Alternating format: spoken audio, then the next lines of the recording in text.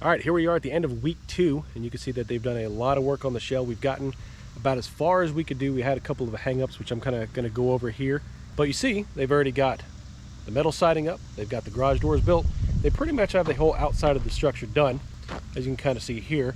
The big hang-up we had, though, is that our window package delivered. Unfortunately, most of the windows were heavily damaged. They were bent, warped, or otherwise crushed. Some sort of problem with the delivery truck there when they first got here. So luckily, the company decided to replace all the windows for free. Now we just have to wait 4 to 5 weeks for them to come back in, and then the builders can come back, put the windows in, and finish wrapping up the metal. But I'm gonna go ahead and walk around and show you exactly what they've done so far.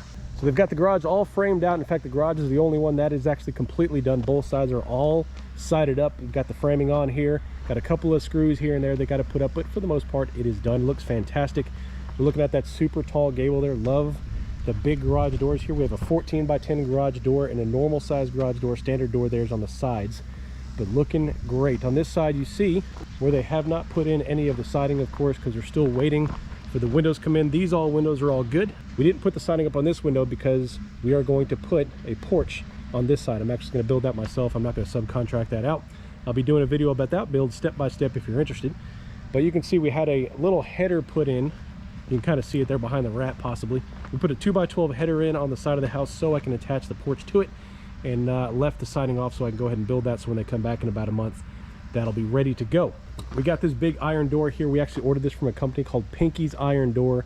It's an 8-foot tall door, iron, thermally broken, the whole shebang, to keep that nice energy efficient and looking pretty elegant. I'm happy with it. Let's go take a look around the front of the house here. So you see right here, they've got everything nice and built out. They've got the whole front framed out, also not sided. Unfortunately, all of the big windows and doors out front they were looking forward to see are also warped and damaged, so they had to be replaced. We had a sliding door there that has to be replaced. We had a double window there, we had a double window there, a double sliding door, and another casement window here, all damaged, so those are going to be replaced as well. That was a big bummer. I was looking forward to actually getting those in. However, this baby actually made it through. This is a 9-foot by 8-foot wide custom door that we had designed, and the reason why we wanted to go with this and splurge a little bit on this door is simply because when you're sitting in the living room, which is here, you'll be able to look out and see the view, which is obviously the whole point of building this project. So very happy with this door. Did a great job designing it, and cost efficient for actually what it is.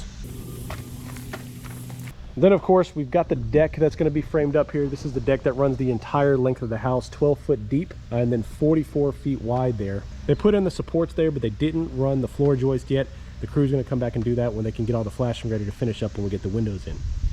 Looking on the side here, this is pretty much the exact same as the other side, except these windows were also damaged, so we couldn't put those in.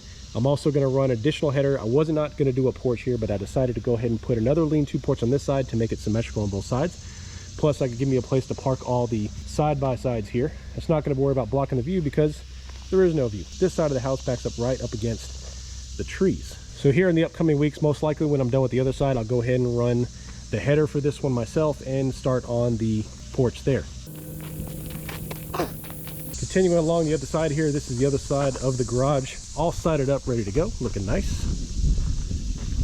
And then let's go on the inside here. So one thing I always wanted, of course, was a big garage, and the way they told it to me is that it's cheap to go up, it's expensive to go side to side. So I definitely wanted to make sure I go high.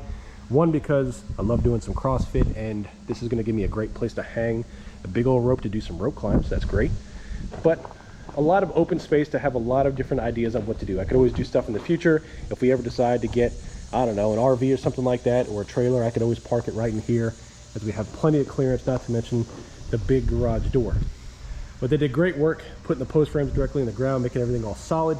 Looks great. You got the roof trusses, which brings us to the interior of the house. Right here, this is the wall. These posts are the wall that separates the garage from the house here. This is going to be the main living area, all open concept. You see all this is going to be open. We've got the kitchen that's going to be right here, followed by the open living room right there. And then the sides, that's going to be all the master bedroom stuff. Master bedroom, master closet, master bathroom, and a little bit of a laundry room right here that's going to be sectioned off. Coming off to this side here, going to have an office in the front, and then all of that is going to be open for a dining room area.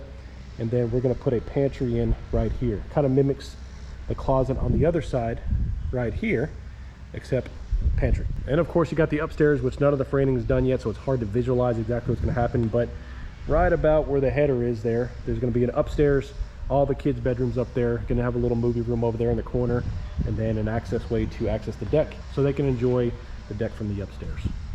But a quick little rundown here of this build. This is approximately 3,800 square feet. So if you don't already know, I'm self-contracting this build myself because I wanted to save a lot of money. Not to mention, I don't mind doing it, putting the extra time and the communication. Plus I have a little know-how on how I do a little bit of the framing and the work myself, so I can save some money there.